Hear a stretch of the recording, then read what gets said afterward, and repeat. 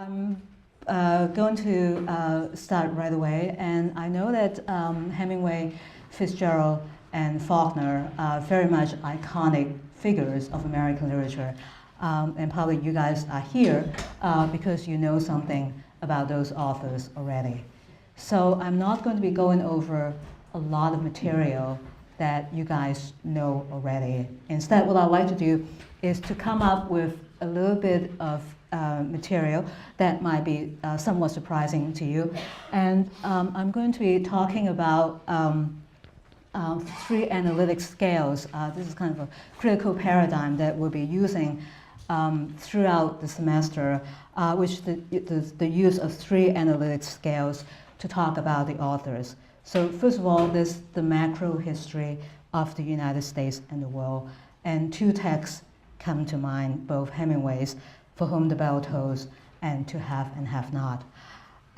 So that's the largest possible level.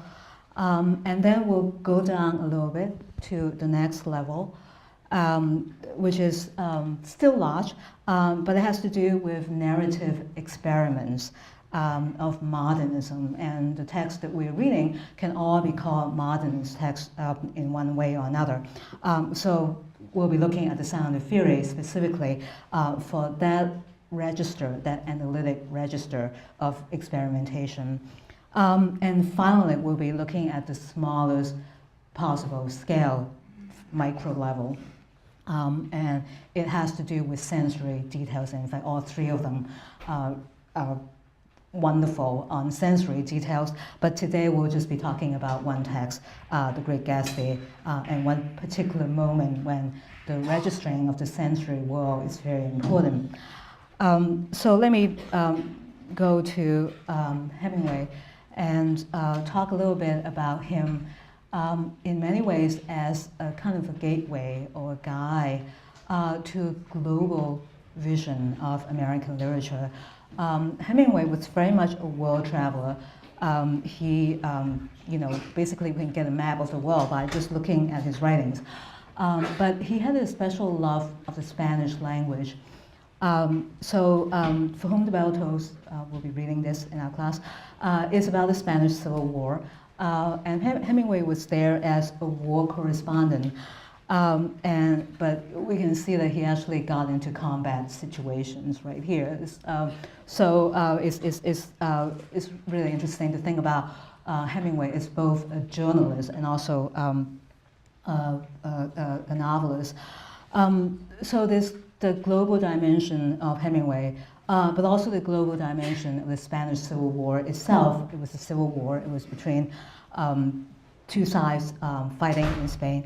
But it was also very much an international war in the sense that Russia was a part of it, Germany was a part of it, Italy was a part of it. So it very much was a gathering of a lot of nations converging on the soil of Spain and fighting a war that in name was the Spanish Civil War, but actually in action, in terms of its cast of players, was very much an international war.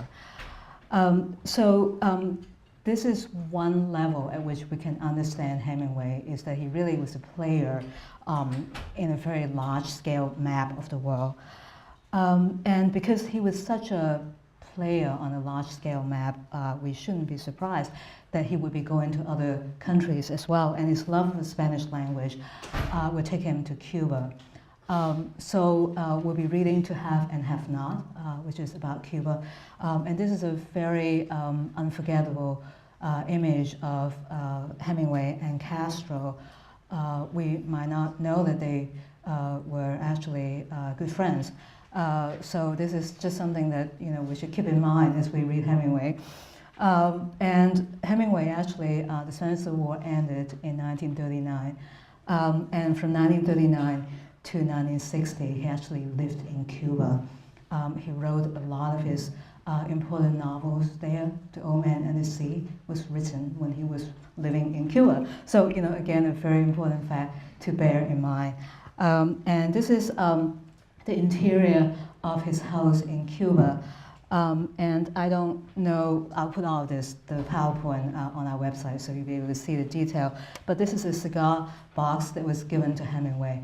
And on the cigar box it says, Gran Amico de Cuba, great friend of Cuba. Hemingway,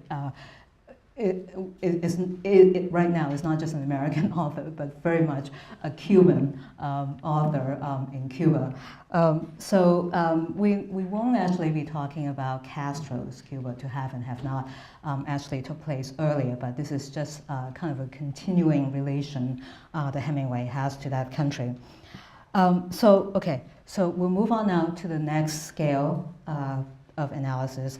And this is the narrative experiment, the very striking narrative styles that we see in this body of writings. And no more so than in The Sound of Fury. I think that if we've read that novel, we know that it's impossible just to read it once and understand all of it, right? This is the kind of novel that really compels us to go back to read several times because of the level of experimentation in that novel. So this is from the opening of The Sound of Fury. And you guys probably know that there are 4 sections to The Sound of Fury. And the first section is told by Benji, who's clinically retarded. So this is, all the action is unfolding in the mind of someone who's not really registering the world most of us do. So let's just see how Benji understands the world, how he takes in the world. "Did you come to meet Caddy?" she said, rubbing my hands. "What is it? What are you trying to tell Caddy?" Caddy smelled like trees, and like when she says, "We were asleep." "What are you moaning about?" Luster said. "You can watch again when we get to the branch. Here's you, a Jimson weed." He gave me the flower. Makes no sense, right? Right now, it doesn't make any sense. Okay, so I'm sorry, but I have to tell you that this is actually a conflation of 2 moments in time. The first moment takes place when Benji was just a young boy. The second, in italics, takes place when Benji is actually 33 years old. So we don't usually tell the story that way, jumping across such a vast space of time. But that's exactly the kind of narrative technique that Faulkner uses in The Sound of Fury. And the numerous advantages and challenges to that kind of writing. But one interesting fact that emerges from this little moment is that a young white girl, Caddy is Benji's sister, a young white girl is seen in intimate parallel with a young black boy who's Luster, the black servant who's taking care of Benji. So what could be the connection between a young white girl and a young black boy? It turns out that it really has everything to do with smell. Benji loves Caddy and she smells like trees to him. I don't think that Benji actually registers Caddy as a person. She's really just a smell to him. I think that most of us actually register people in that way, taking in one very specific aspect of other people. But I think that Benji especially does that. So it is Caddy's smell that means everything in the world, really, to Benji. And when Luster gives him the Jimson weed, it is not exactly the smell of Caddy, but it's close enough so that Luster is actually the closest that Benji can get to in the very sad times when he's 33, when he's really lost everything that he loves in the world. Luster and the Jimson weed is the closest that he can get back to Caddy. So this is the linkage. The way that Faulkner is telling the story is not based on linear chronology. It is based on the logic of association in our minds. And different people have different logics of association. And Benji's logic of association is completely based on the sense of smell, based on sound as well, but in this moment especially. So we can tell that, we can say that in some sense Hemingway has taken us to a foreign country, taken us to Spain and to Cuba, And Faulkner has also taken us to a foreign country in the sense that the mind of a retarded person is a sort of foreign country to those of us who are not retarded. And this is a very interesting kind of foreign country to go to and to steep ourselves in. So finally, we'll move on to the smallest possible scale, which is also actually related to what we've just seen in Faulkner. But this is an early moment in The Great Gatsby, and it is about Daisy, one of the most famous characters in American literature. And this is Nick Carraway, the narrator, talking about Daisy, his cousin. So Nick is not retarded, he's highly intelligent, but his take on Daisy is interesting in that it is not necessarily the take that we would have to our cousins. Think about how we think about our cousins, probably nothing like this. So her voice compelled me forward breathlessly as I listened. Then the glow faded, each light deserting her with lingering regret like children leaving a pleasant street at dusk. Highly idiosyncratic, the idiosyncrasy of a highly intelligent person, but in many ways as unusual as Benji's mind. So Nick tends to conflate different senses. He's talking about the quality of sound of Daisy, but he's using visual images to talk about that quality of sound. So Daisy's voice fading out is like children leaving the street at dusk. It's a very interesting visual image to talk about a certain quality of sound. Why does he want to do that? Why does Fitzgerald want to write in that way? Why is it that the visual register is being invoked in order to talk about the quality of sound? That's one of the questions that we'll be thinking about as we move on in our class.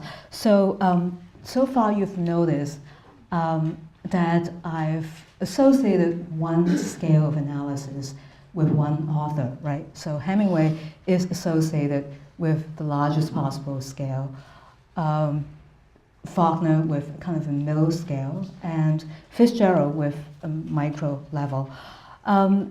We could do it that way, but I don't really want you to get the impression that one author is to be associated only with that one particular scale.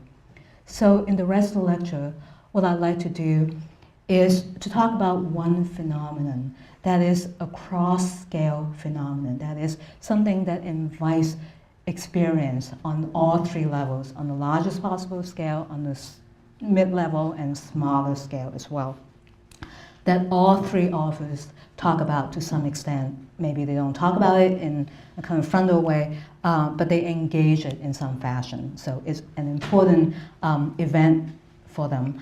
And it's not surprising that war should be an important event to all three authors, because the body of writings that we're looking at really all come right after World War I. So World War I is in some sense the unspoken horizon right behind all of these writings. And we'll be talking about war today and talk about war generally as the most obvious level, which is large-scale geopolitics, and to some extent when you have action happening on that scale, there's a kind of a loss of individual agency and the narrative problem that comes with that. There's also the problem of the deformation of language, the way that words get used as euphemisms under conditions of war, and what that does to language in general. And then we'll talk about war as a psychic phenomenon, combat trauma, and the psychology of homecoming. All of this we're familiar. All of these are just things that happen when we go to war. But World War I is especially important to think in terms of those lines, because this is in many ways the first war that was not only fought on a scale that was unprecedented, but also different war strategies were being tried out. So one of the very important features of World War I was trench warfare. That this is really what we see here. People digging themselves in and staying in those trenches for months and years, really. And to experience war is no more than people firing at you and then being sunk in mud. Mud is the most important sensory material that people actually remember about the war. World War I is also important because chemical warfare was introduced. And so in this image, we see actually British soldiers who suffer from poison gas in World War I. Just looking at these images, we can see that this is really not a glorious war. It is not a heroic war. It is a war that is impossible to romanticize. When you're stuck in those conditions, there's almost no way you can prove that you are a brave person. Personal bravery doesn't really come into play under those conditions of war. So it is a war that is impossible to feel good about. No matter how brave you are, you can't get the satisfaction that comes from that kind of bravery. And so there are a number of consequences of that impossibility of feeling heroic, impossibility of getting any kind of emotional satisfaction from fighting. Paul Fussell, who's a very insightful and important critic, wrote a book called The Great War and Modern Memory, and is kind of a celebrated classic on war and literature. And this is what he says, what he claims.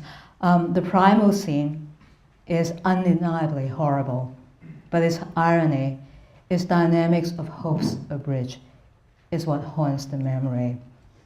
I'm saying that there seems to be one dominating form of modern understanding, that it is essentially ironic, that it originates in the application of mind and memory to the events of the Great War, and the Great War is World War I. So Paul Fussell claims that the war structures human experience, both those who were actually fighting and civilians back at home, or people who come back to civilian life, as basically an ironic structure through which we experience the world. What does that mean? We'll be looking more to think about what it means to experience the world through the lens of irony. But right now we can also get a little bit of what Fussell means just from this one passage. It has to do with the dynamics of hopes abridged. What does it mean to live without any kind of hope for yourself or for the outcome of the war? In some sense, hope is not even linked to victory, which is a really radical claim, that it doesn't really matter if you're on the winning side. That doesn't really give you grounds for hope. Why would that be the case? And the other claim that Fussell is making is that irony is basically a mental structure that structures our memory as well. It is not just our immediate reaction to the war when you're going through it that you can make ironic comments about things that are happening, but when you think about it, when you bring it back to your mind afterwards, the irony is the structure by which you recall something and live that event over again. What does it mean to have an ironic recall in relation to your own experience? So let's look at Paul Fussell's claim through the three authors who have written very memorable things about those phenomena. And I'm very glad to be able to talk a little bit about Farewell to Arms. We're not reading Farewell to Arms in this class. Some of you might have read it on your own. But this is a celebrated moment in Farewell to Arms, talking about the effect of war on language and how it makes it impossible for us to use certain words. I was always, this is the protagonist, Frederick Henry, I was always embarrassed by the words sacred, glorious, and sacrifice, and the expression in vain. We had heard them sometimes standing in the rain, almost out of earshot, so that only the shouted words came through, and had read them on proclamations now for a long time. And I had seen nothing sacred, and the things that were glorious had no glory. And the sacrifices were like stockyards at Chicago if nothing was done with the meat except to bury it. Abstract words such as glory, honor, courage, or hallow were obscene beside the concrete names of villages, the number of regiments, and the dates. This is Hemingway writing in Farewell to Arms, but in some sense this really describes the whole of Hemingway that we know, right? The importance of dates, the importance of places, the importance of numbers. This is a lifelong habit for Hemingway, and here we in some sense see the origins of that way of writing, the very clean, very economical, very not frilly kind of writing, is in some sense a response to the circumstances of war. It's almost as if war makes it impossible to do a romantic kind of writing, and Hemingway's writing is the kind of the counterpoint to a flowery, to a heroic, to a romantic kind of writing. So on the level of use of words, certain words just become impossible to use. But I think that irony also extends to a larger scale, which has to do really with the way we tell a story, whether or not we can tell a story in a straightforward fashion. And Paul Fussell suggests, and I like to test this with Hemingway, is whether or not after World War I, it is still possible to tell a story in a completely linear, straightforward fashion. Is there something about war that makes it almost necessary in order to tell the story from the side, tell it in a truncated version, tell it in a jumbled version, as we've seen in Benji, or tell it in some way that is mixed up? You know, all those things that we recognize in all three authors. Maybe it has to do with war. So right now I've sort of just outlined some things to look for as we're reading these authors. One is the twisted logic of events, and that things are just not working out, not landing where we would expect them to land. The possibility of symmetry of blame, which seems a logical consequence when we have no heroes. An out-of-focus retelling of the past, not looking at the event frontally, but looking at it in a blurry fashion, and that there could be some point in being blurry. Usually being blurry is not a narrative advantage, but it could be that under some circumstances, blurriness is actually a cultivated effect and is designed to do something, so the work that is being done by being blurry. Understated emotions, we know something about, right? Hemingway is famous for that, just being totally giving us the minimal expression, understated emotions, and then the possibility of counterintuitive outcome. So this is just a kind of schematic way of laying out some of the things that we're looking for that we'll test once again by looking at specific passages. So, I just said that Hemingway, Fitzgerald, and Faulkner all engaged World War I in some fashion, but I should qualify that by saying that the engagement is sometimes quite oblique. So Hemingway actually fought in World War I. He was an ambulance driver, and so he was actually in the war, but he got wounded very quickly. He got wounded after a few months. He was out of commission for the rest of the war. So he didn't actually experience World War I in any deep way.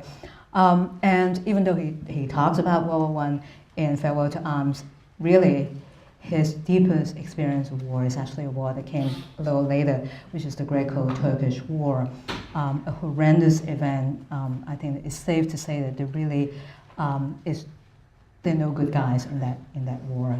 Both the Turks and the Greeks were equally reprehensible. This is an image of the burning of Smyrna, 1922.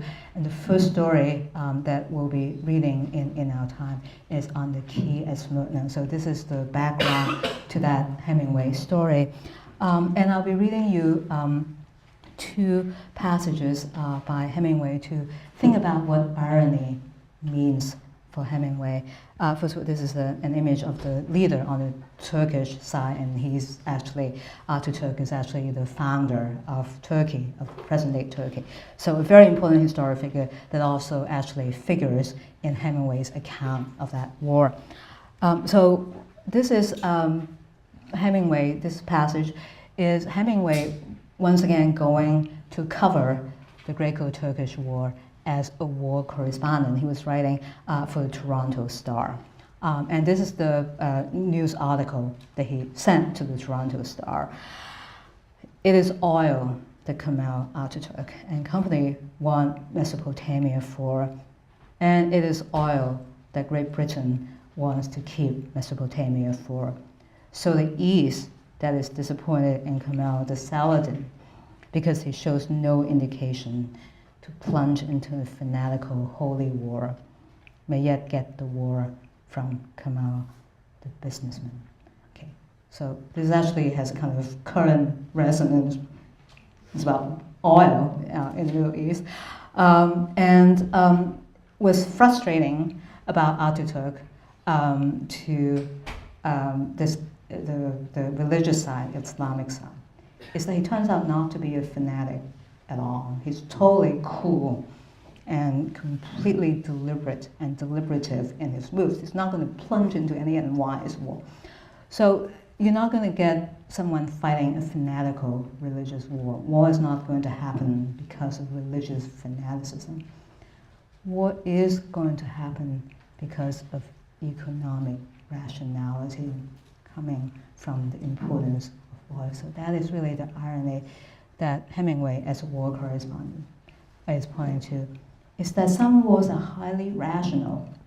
We can't really say that it's an irrational war. We can't really say that a war is bad because it's irrational, because some wars are highly rational, and this is supremely ironical.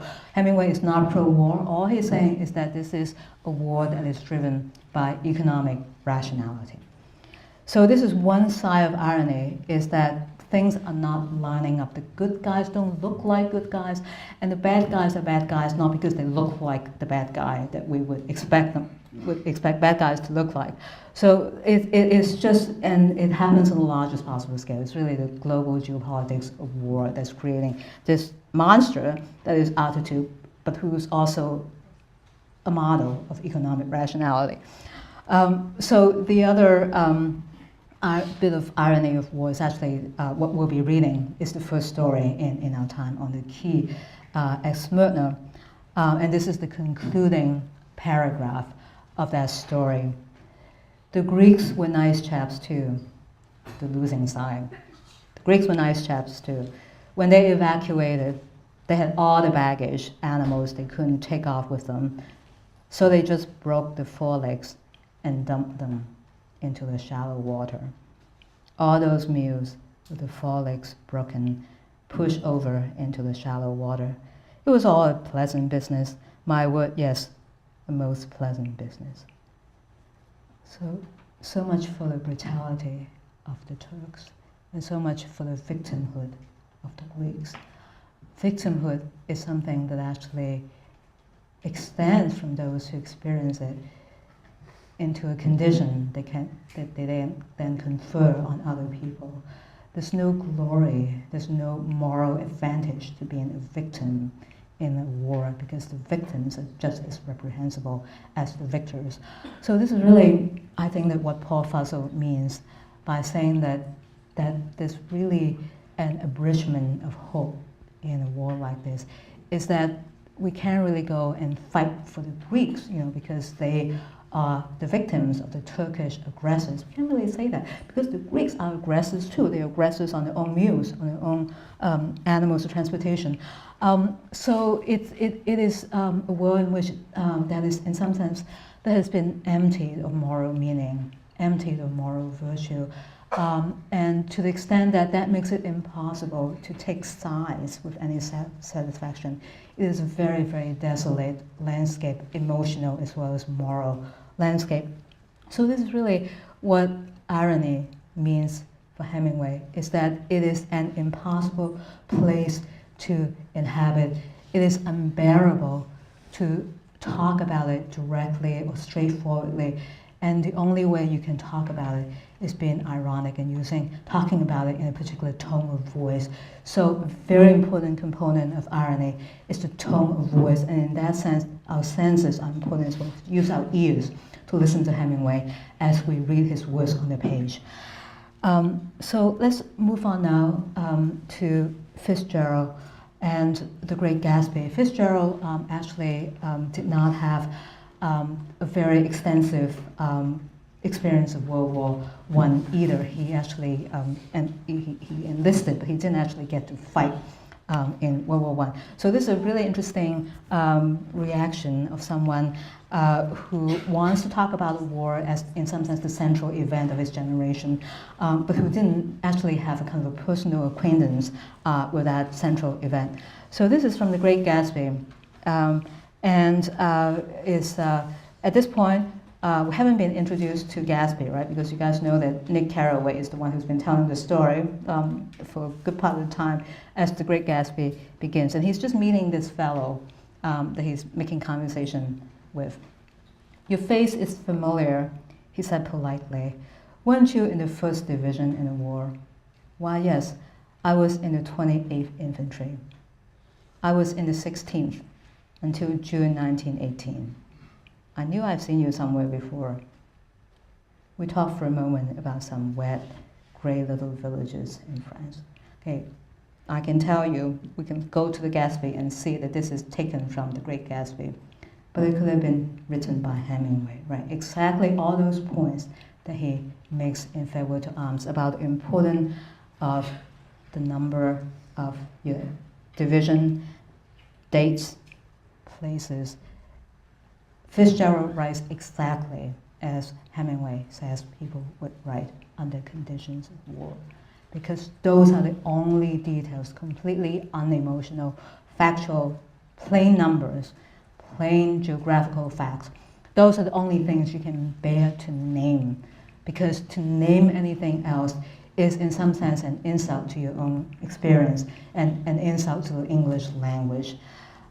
So I don't think that most of us actually think about The Great Gatsby as a war novel, and it is not. So don't think that I'm trying to create a reading of The Great Gatsby based on the importance of World War I. No, it is not a war novel, but it is significant that this person that Nick is talking to is Gatsby, of course, and that they do have World War I in common. That they both actually were combat soldiers in World War I. And that's part of the bond between Nick and Gatsby, what it means for that to be the beginning of a relationship between the two of them.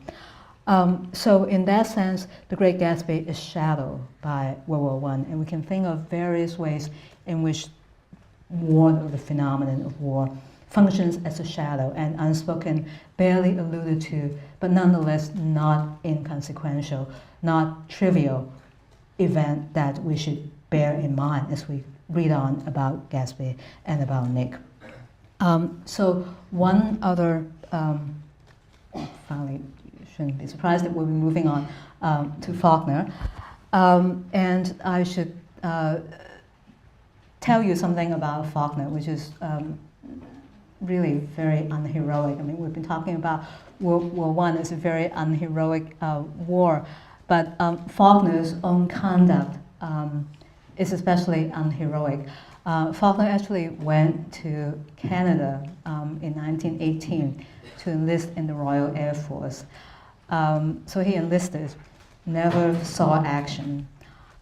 His brother actually was seriously wounded in World War I. But for the rest of his life, Faulkner actually claimed that he actually fought in World War I. This is not something that he claimed for a while, not like 1919 or 1920. 1943, he's still claiming to his nephew that he was in action in World War I. I mean, this is kind of a shocking fact about Faulkner. I don't know what to do with that, except that it's just there, in his biography.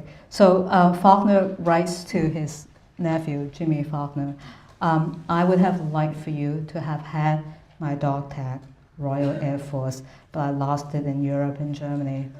I think the Gestapo has it. I'm very likely on the records right now as a dead British flying officer spy." So, well, I mean, it's that's just a fact, and we can do what we want with that. Faulkner did write a novel called Soldier's Home. I'll give you the reference. His first novel is actually about a veteran coming back. So I will put that on the website. So he actually does write about World War I, but he, for the most part, he's not known as someone who writes about World War I. And instead, he actually, we can say that there are shadows of of World War I in all his writings about the American Civil War, which is obviously what is appropriate to Faulkner to write about. And he's not making anything up when he's writing about the American Civil War. But what is interesting about Faulkner's writing about the American Civil War is that of the three authors, War is actually the only, Faulkner is actually the only author that gives us a heroic, idealistic, possibly romantic image of war. Someone who did not fight in World War I can actually give us a utopian account of war. I think that it's interesting that Hemingway would not be capable of writing anything like this, even about the Civil War, although he's idealistic about the Civil War as well.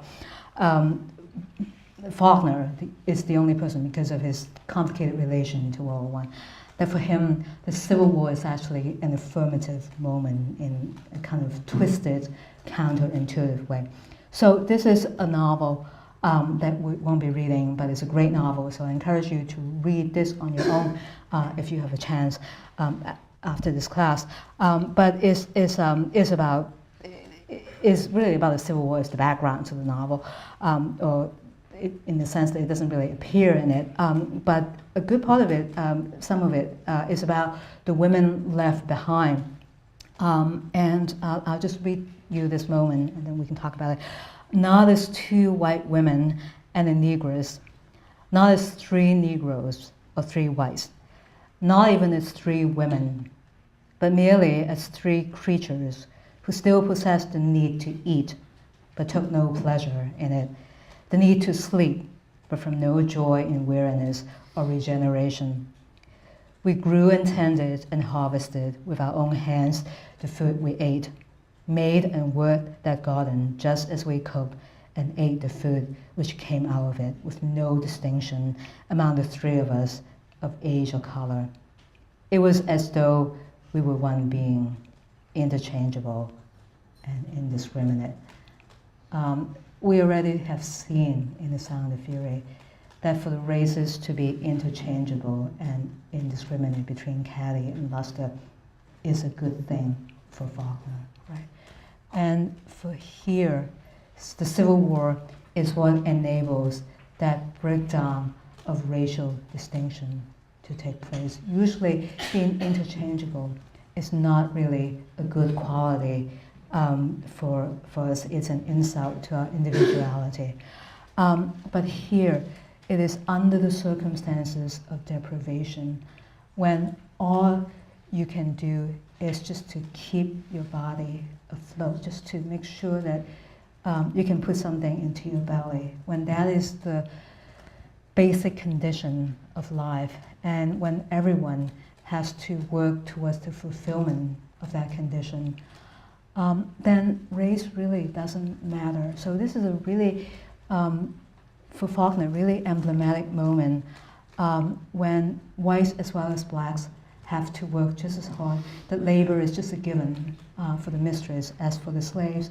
And when there's just a complete commingling of lives in every aspect of daily life. For Faulkner, that is one of the consequences of the Civil War, is that even though there is a battle going on, and deadly consequences of the battle that are dividing the nation in one sense, nothing can be more divisive than the Civil War. Even though the nation is being torn apart by the war, there is a strange kind of healing, a strange kind of unity that's coming from that division, which is the very local, very personal, everyday unity between those who are left behind to tend for themselves, and the necessity of acting as one. So it's three people, blacks and whites, acting as one, and war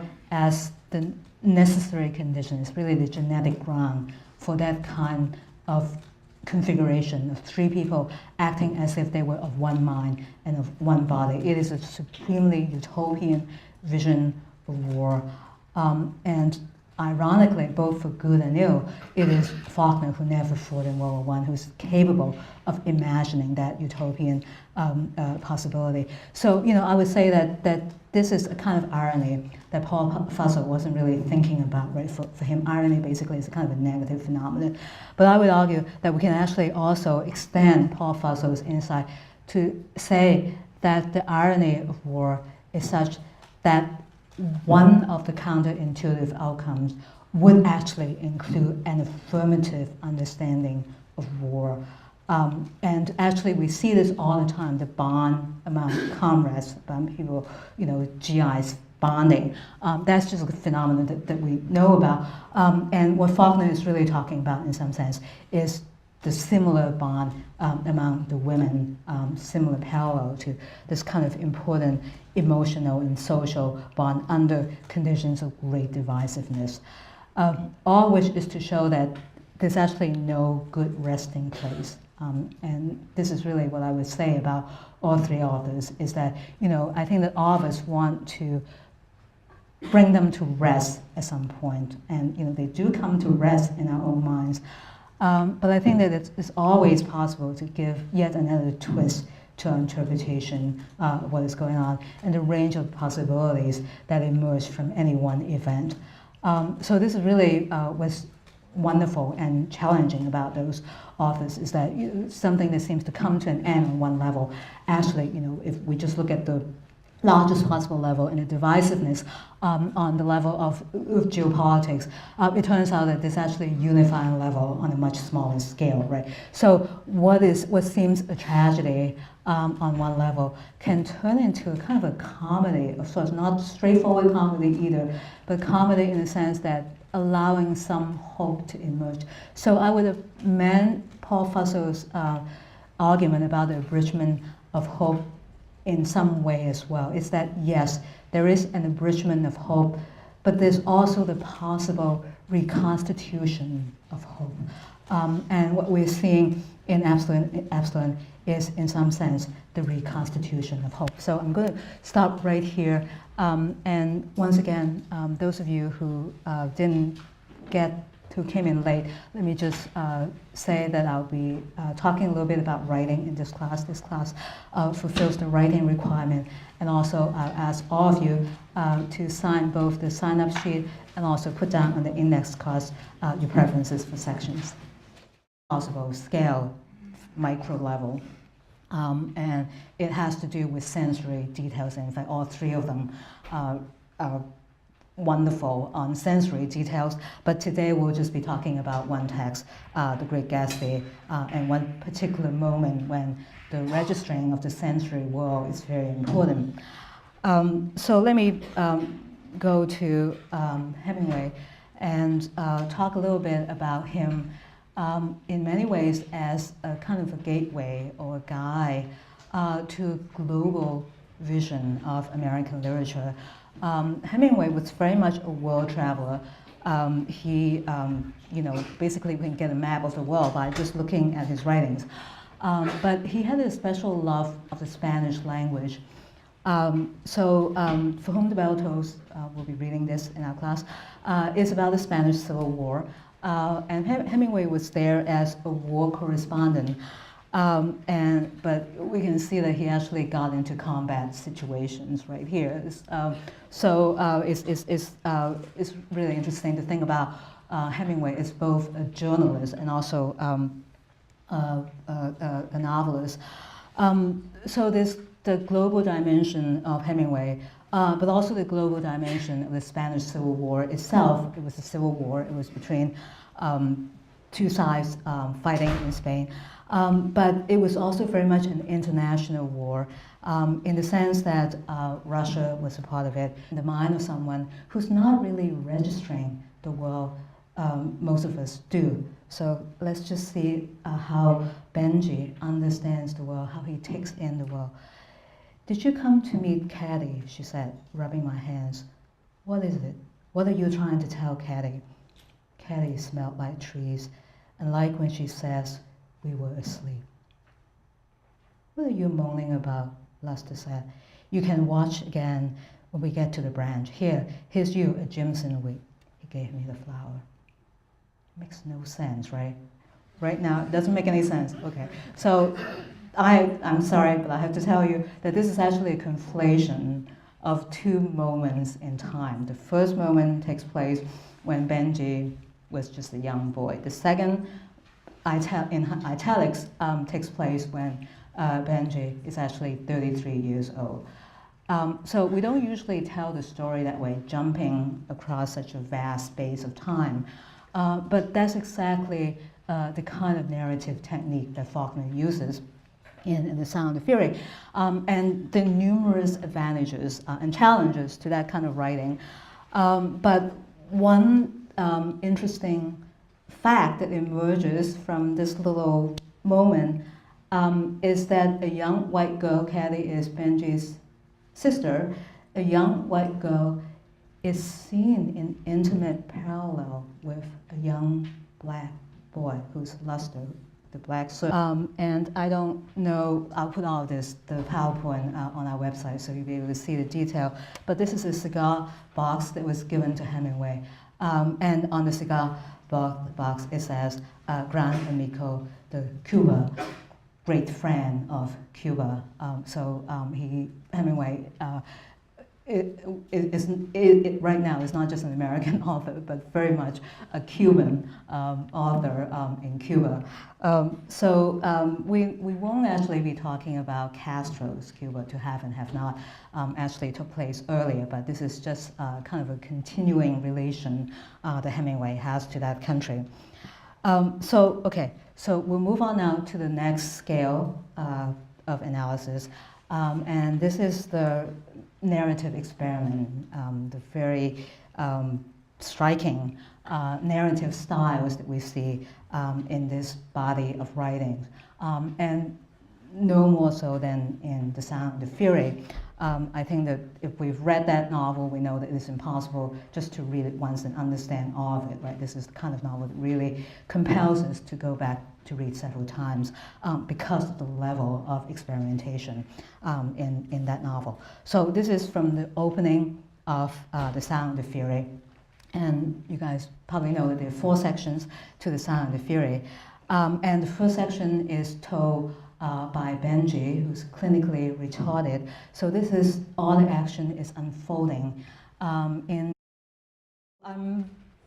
going to start right away, and I know that Hemingway, Fitzgerald, and Faulkner are very much iconic figures of American literature, and probably you guys are here because you know something about those authors already. So I'm not going to be going over a lot of material that you guys know already. Instead, what I'd like to do is to come up with a little bit of material that might be somewhat surprising to you. And I'm going to be talking about 3 analytic scales. This is kind of a critical paradigm that we'll be using throughout the semester, which the use of 3 analytic scales to talk about the authors. So first of all, there's the macro history of the United States and the world. And 2 texts come to mind, both Hemingway's, For Whom the Bell Tolls, and To Have and Have Not. So that's the largest possible level. And then we'll go down a little bit to the next level, which is still large, but it has to do with narrative experiments of modernism. And the texts that we're reading can all be called modernist texts in one way or another. So we'll be looking at the sound of fury specifically for that register, that analytic register of experimentation. And finally, we'll be looking at the smallest part. Germany was part of it, Italy was part of it. So it very much was a gathering of a lot of nations converging on the soil of Spain and fighting a war that in name was the Spanish Civil War, but actually in action, in terms of its cast of players, was very much an international war.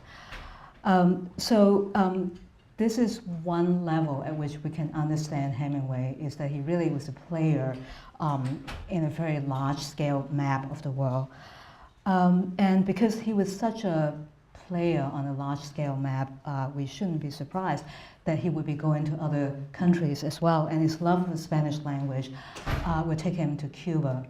We'll be reading To Have and Have Not, which is about Cuba. And this is a very unforgettable image of Hemingway and Castro. We might not know that they were actually good friends. So this is just something that we should keep in mind as we read Hemingway. And Hemingway actually, the Spanish Civil War ended in 1939. And from 1939 to 1960, he actually lived in Cuba. He wrote a lot of his important novels there. The Old Man and the Sea was written when he was living in Cuba. So, again, a very important fact to bear in mind.